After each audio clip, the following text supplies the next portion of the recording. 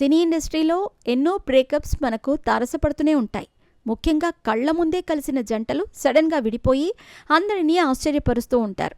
ఆ తర్వాత కొత్త జీవితాన్ని ప్రారంభించిన వాళ్ళు కూడా లేకపోలేదు. అయితే ఇప్పుడు ఆ జాబితాలోకి మహేష్ బాబు, నమ్రత కూడా చేరిపోయినట్టు తెలుస్తోంది.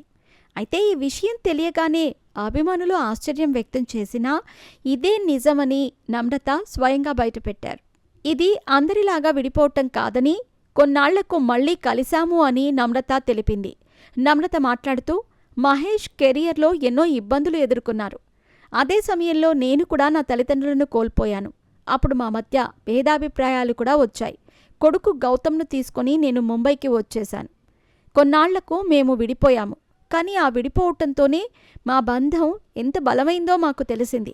ఇక ఆ తర్వాత తిరిగి మేము అప్పటినుంచి మా బంధంలో ఎటువంటి ఒడిదుడుకులు చోటు ఇవ్వలేదు. ఇక విడిపోయి కలిసిన తర్వాతనే మాకు సితారా జన్మించింది అంటూ నమ్రత తెలిపింది. మొత్తానికైతే వీరు కూడా విడిపోయి మళ్లీ కలవటంతో మిగతా జంటలు కూడా ఇలాగే చేస్తే బావుంటుంది అంటూ కామెంట్లు చేస్తున్నారు నెటిజన్స్. ఇకపోతే మహేష్తో వివాహం తర్వాత తన కెరియర్ని పక్కన పెట్టిన విషయాన్ని కూడా నమ్రత తెలిపింది.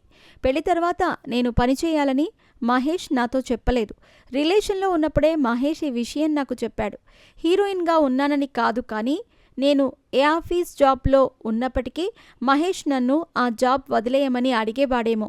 స్టార్ హీరోయిన్ అవ్వాలనే ఆశ కూడా నాకు ఎప్పుడూ లేదు. అందుకే కెరియర్ ఆపేసినప్పుడు పెద్దగా బాధ అనిపించలేదు అంటూ నమ్రత తెలిపింది. ఇకపోతే మహేష్ కంటే పెద్దదాన్ని కాబట్టే నాకు సమస్యలు అక్కడి నుంచే మొదలయ్యాయి. అయినప్పటికీ ప్రతిదీ పరిష్కరించుకుంటూ ఒక మంచి కుటుంబాన్ని ఏర్పాటు చేసుకున్నాము అంటూ నమ్రత తెలిపింది. ప్రస్తుతం నమ్రత గొప్పతనానికి అందరూ ఫిదా అవుతున్నారు.